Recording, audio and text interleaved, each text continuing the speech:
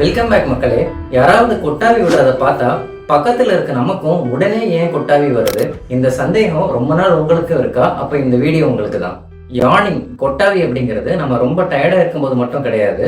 நமக்கு ரொம்ப போர் அடிக்கும் போதும், நம்ம மைண்ட் ரொம்ப ஸ்ட்ரெஸ்ல இருக்கும் போதும், டிராவல் அப்போ மோஷன் சிக்னஸ் சொல்லக்கூடிய பயணப்பிணி அப்பவும் நிறைய பேருக்கு அடிக்கடி யார்னிங் வரும். நம்ம மூளையில ஆக்சிஜன் லெவல்ஸ் குறையும் போது அதை பேலன்ஸ் பண்றதுக்காக தான் இந்த யார்னிங் அப்படிங்கிற ஒரு மெக்கானிசம் நடக்குது.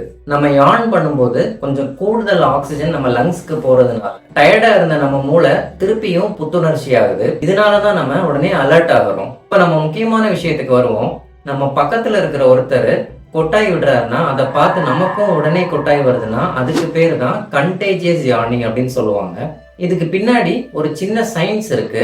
நம்ம மூளையில மிரர் நியூரான்ஸ் அப்படின்னு ஒரு நியூரான்ஸ் இருக்கு. இந்த மிரர் நியூரான்ஸ் என்ன பண்ணும்னா, நமக்கு முன்னாடி நடக்கக்கூடிய ஒரு விஷயத்த பார்த்து அப்படியே அதை நம்ம உடம்பையும் பண்ண வைக்கும். அதனாலதான் யாராவது கொட்டாவி விட்டாங்கன்னா நம்ம மூளை அதை பார்த்து நம்மளும் அந்த விஷயத்த பண்ணணும் அப்படின்னு நினைக்குது. இந்த கண்டேஜியஸ் யார்னிங் ஆட்டோமேட்டிக்கா நடக்கிற விஷயம் இல்லை. கண்டேஜியஸ் யார்னிங்க்கும் எம்பத்தி அப்படின்னு சொல்லக்கூடிய ஒரு விஷயத்துக்கும் ஒரு சின்ன ரிலேஷன் இருக்கு. அதாவது ஒருத்தர் சோர்வா இருக்கிறாரு அப்படிங்கிற மனநிலையை நம்ம மூளையும் உணர்றோம் அப்படிங்கிறதுக்கு உண்டான ஒரு எக்ஸாம்பிள் தான். குழந்தைங்கள்ல இருந்து மூத்தோர்கள் வரைக்கும் யாரா இருந்தாலும் வரக்கூடிய தவிர்க்க முடியாத ஒரு இயற்கையான ரியாக்ஷன் தான் இந்த யார்னிங். இந்த வீடியோ பார்த்துட்டு இருக்கும் போதே உங்களுக்கும் யார்னிங் வந்துச்சுன்னா கமெண்ட்ஸ்ல சொல்லுங்க. அடுத்த வீடியோல சந்திக்கலாம். நன்றி.